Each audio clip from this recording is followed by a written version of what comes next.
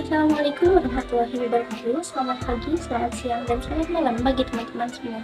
Kembali lagi bersama saya, Nazia Himala Kanza, sebagai mahasiswa semester 1 Prodi Pendidikan Bahasa dan Sastra Indonesia di Universitas Pendidikan Indonesia.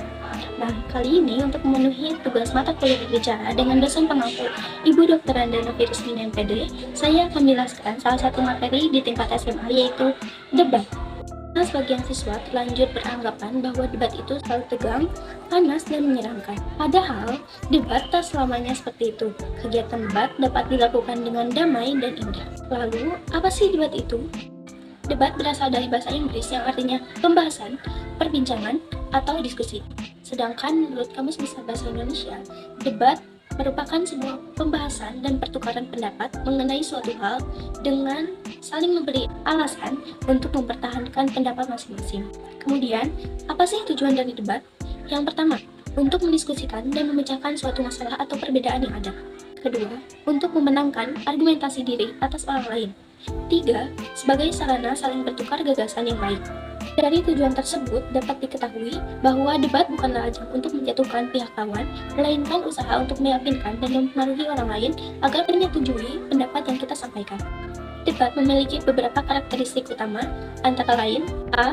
Terdapat dua sudut pandang atau dua pihak, yaitu pihak pro dan pihak kontra, berbentuk komunikasi langsung atau tatap muka. Dalam debat, terdapat adu argumentasi dengan proses saling mempertahankan pendapat yang disertai dengan alasan logis dan relevan. Debat menyangkut suatu tema atau permasalahan yang mengandung konflik pertentangan maupun perselisihan. Terakhir, debat juga berujung pada dua hal, yaitu sepaham atau tidak sepaham. Karena tidak selalu memunculkan kata sepakat, kegiatan debat ini sering dianggap kaku, rusuh, bahkan menegangkan. Untuk menghindari debat semacam itu, kita perlu menerapkan etika dalam berdebat.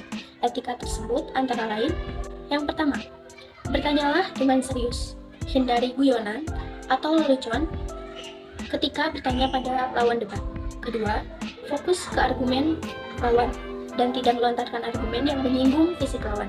Ketiga, utarakan argumen sesuai data dan fakta yang relevan.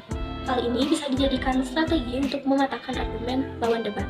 Keempat, hindari menyinggung pembahasan tentang suku, ras, dan agama. Kelima, ikuti aturan main yang sudah ditentukan, mulai dari tata cara berpendapat, batas bicara, dan aturan menyanggah lawan debat. Kegiatan debat, khususnya debat formal, memiliki beberapa unsur, antara lain: yang pertama, adanya mosi. Mosi merupakan suatu hal, topik, permasalahan, atau isu yang diangkat dalam debat. Yang kedua, adanya tim pro atau tim afirmasi.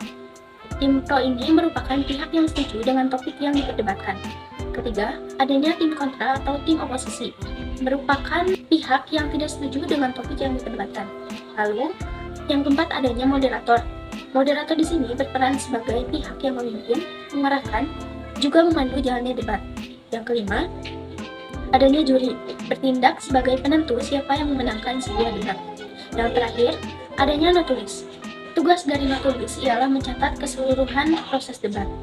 Menurut Kosasih, struktur debat terdiri atas 3 bagian, yakni: yang pertama, berupa pengenalan masalah atau orientasi yang disampaikan oleh moderator.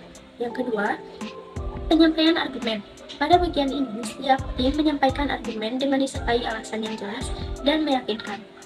Pada tahap ini juga adanya perdebatan atau saling sanggah antar argumen. Yang ketiga, yaitu adanya kesimpulan. Kesimpulan ini bisa diutarakan oleh notulis, bahkan moderator, yang menyampaikan hasil dari debat tersebut. Selanjutnya, pembahasan mengenai jenis-jenis debat. Yang pertama, debat pemeriksaan ulang, yang dilakukan untuk mengetahui kebenaran pemeriksaan yang telah dilakukan sebelumnya.